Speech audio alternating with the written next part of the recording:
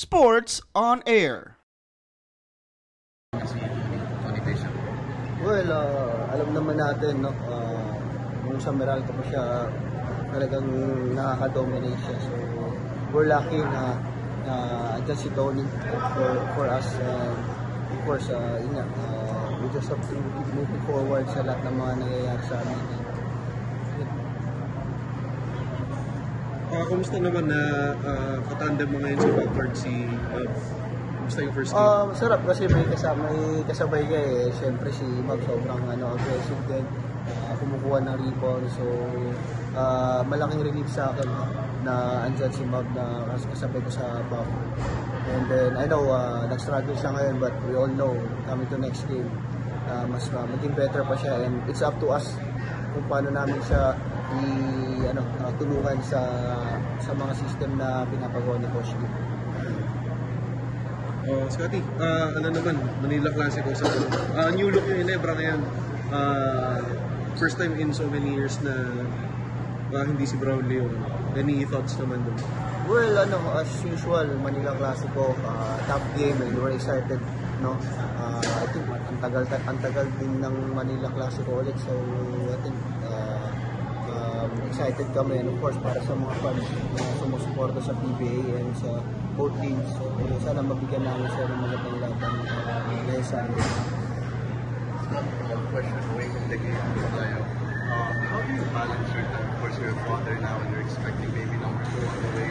First got training with them, tapos nag-team ka pa. So how hectic was it these past few months? Pero paano mo na-overcome? Sobrang blessed lang sa wife ko, no? Kasi andyan siya nakasupport sa akin and he make things easy for me. So, and then, pinapa-focus niya ako sa mga games. And I think yung bagong pagka-pregnant niya ngayon, so I think mas more nahahandle na namin kasi yung first one, alam na namin yung mga ups and downs ng struggle. So, ngayon, medyo better na alam na namin kung paano yung adjustment as husband sa father. And add to that pressure also, yung coaching staff now for petrol help. Well, hindi naman ako coaching staff. Tumutulong na ako. Yun nga, actually, in-appoint nila ako as team manager nila. So, to help them sa mga needs nila. No? Siyempre, ang matter of yun, ang hirap naman tumanggi. And of course, yung give back ko sa tinulong nila sa akin. So, nung pinatawag nila ako, agad ako na po. And yun, so far, nakakatulong naman, nakakuha ng mga sponsors para sa team and mga needs ng mga players. So I just want to make clear na tumutulong lang ako, hindi ako assistant coach. Nagmamanage lang po. So with all those three things in your plate, gano'n makahirap every day? Well, hindi masyadong kasi malapit na ako sa perpetual na natira actually. So after practice, uwi ako, magpapahinga kung may time ako. Kung sakto sa oras ng practice nila, makakapunta ako. And mostly talaga off the court ako, no? Yung mga needs nila. Kahit wala ako doon, yun yung mga inaayos. Thank you. Saka bibigyan ako ng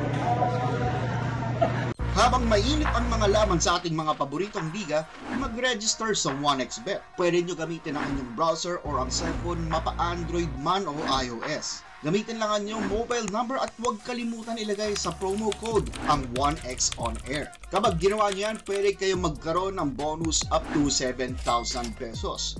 Pwede nyo gamitin ang GCash account nyo para makapag-deposit or mag-cash out. Simple lang, di ba? Kaya mag-register na sa 1xBet.